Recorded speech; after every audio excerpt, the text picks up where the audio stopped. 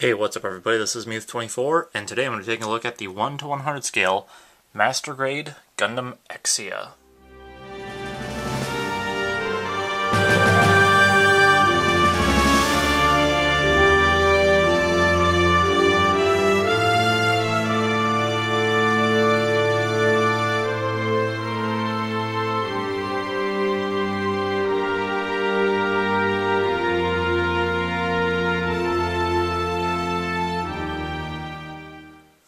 So as I mentioned before, when I did the unboxing of this whole package, this model kit, and some of the other ones that I got came in, the 00 and the Exia were some of the kits that I felt like I wanted to get two Master Grades from a series of, just because I like their designs both quite a bit. The 00 is probably my favorite of the 00 leads, between the Exia, the Quanta, and the 00 itself, but I really like the Exia as well. The Quanta I'm not quite as hot on. I might get that sometime down the road, but I also know that there's some really weird weight issues with that Master Grade, so we'll see. I also wasn't a huge fan of Awakening the Trailblazers as a film anyways, so that's kind of a whole other issue of itself. But the Exia I really loved, the fact that it was a lead mobile suit, and granted there were 4 lead mobile suits in 00, but the fact that it was a lead mobile suit that was focused on melee was just really different and cool for 00. I thought that was just a very interesting approach for this main mobile suit.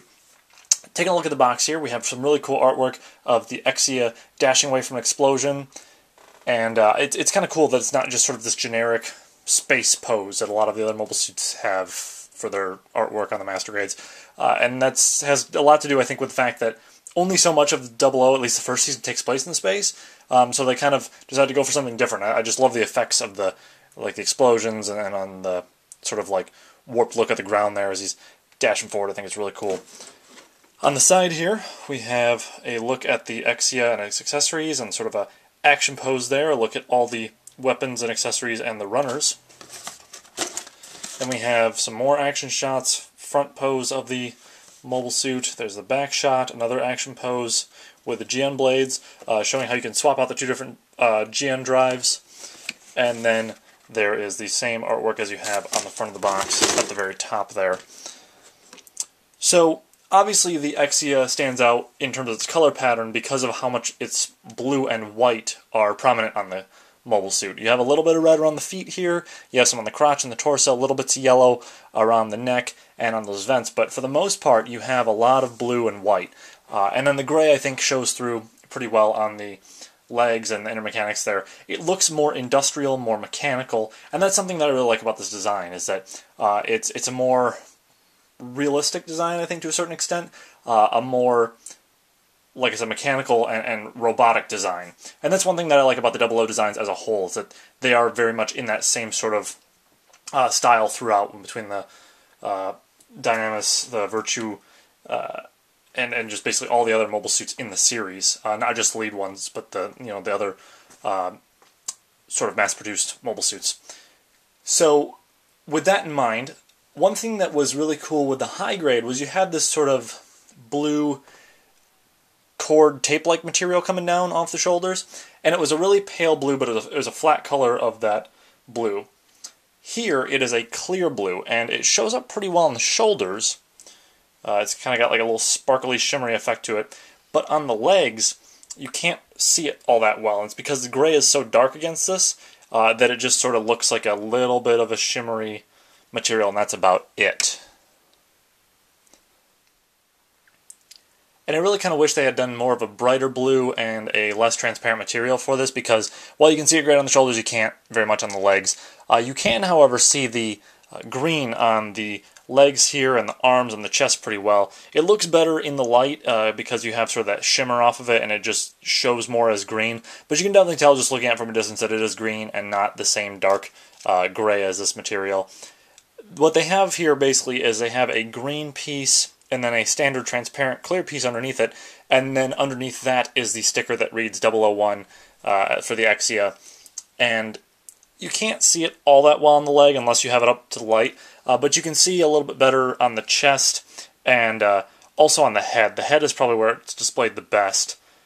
But you also have some of the tape stuff running along the head there, some more logos there visible through the side of the head. They probably don't show up that well on the camera, but I can see them here in person decent enough, which I think is really sort of the most important thing, is when you build this thing, you can still read them decently enough.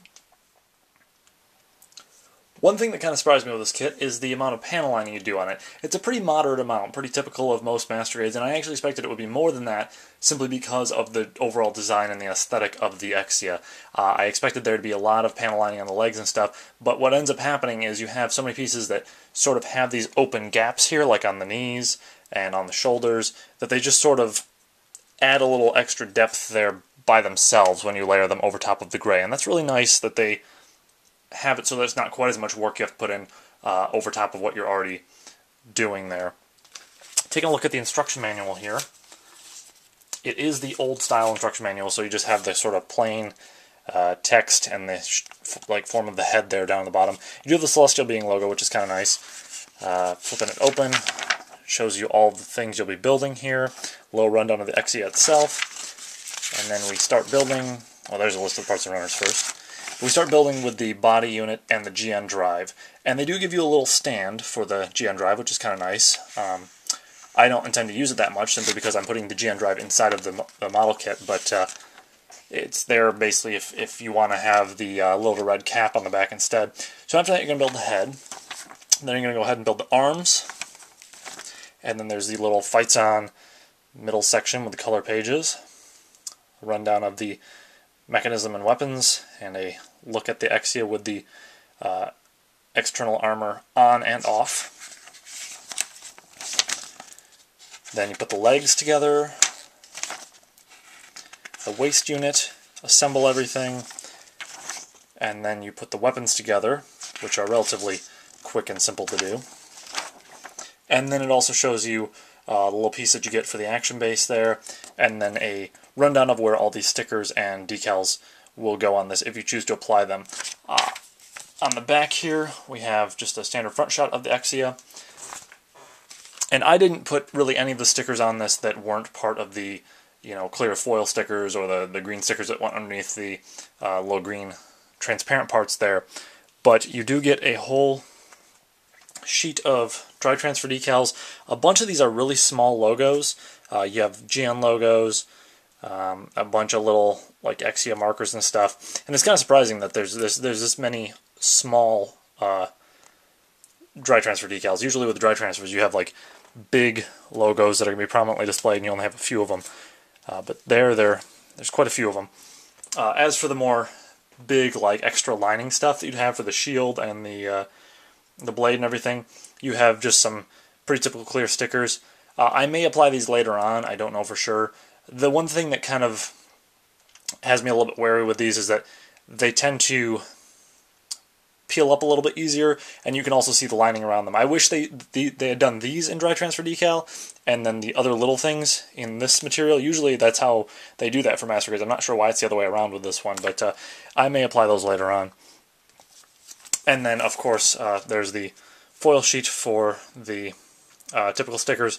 These are the ones that go on the front and the back of the head. There's the eyes, and then these are all the little stickers you have inside of the arms and legs and chest unit there. For the first size and style comparison, we have both the original RX-78 Gundam and the Turn A Gundam. You can see just how vastly different these three styles of mobile suits are, with the Exia being the most industrial, most nitty-gritty, with all these little indents and fine-tuning here and there in its overall aesthetic, whereas the original Gundam's more cartoonish, more sort of a flat look to all of its different limbs here, and also more just sort of simple in terms of its colors. You can also tell just how different the blues are. This is more of a bright, almost like aqua blue, whereas the Exia and the Turn A both use a more true blue. The white on all these is pretty consistent. It actually is a little bit darker on the Exia, just leaning a little bit towards the gray, but still pretty standard white color. And I actually am a little bit surprised at how tall the Exia looks next to the original Gundam. It does have a little bit of a height advantage there. Obviously looks short compared to the Turn A, but then again, most mobile suits do. And for another comparison, we have the Gundam Mark II from Zeta Gundam, which was a similarly sort of mechanical industrial style of mobile suit, but obviously from two very different schools of design. Being the 80s style of mecha, it's a little bit more bulky, a little bit more boxy, and still definitely looks a little bit more cartoonish compared to the Exia, but is obviously quite a different design from the original Mobile Suit Gundam which preceded it. And then we have the Force Impulse, which definitely is more in line with the Exia in terms of just how many little panel lines and extra little details like the vents on the legs and the differentiation of colors here up on the shoulders and all that are concerned, but is also more of a, I guess, brightly colored mobile suit is a way to say it, or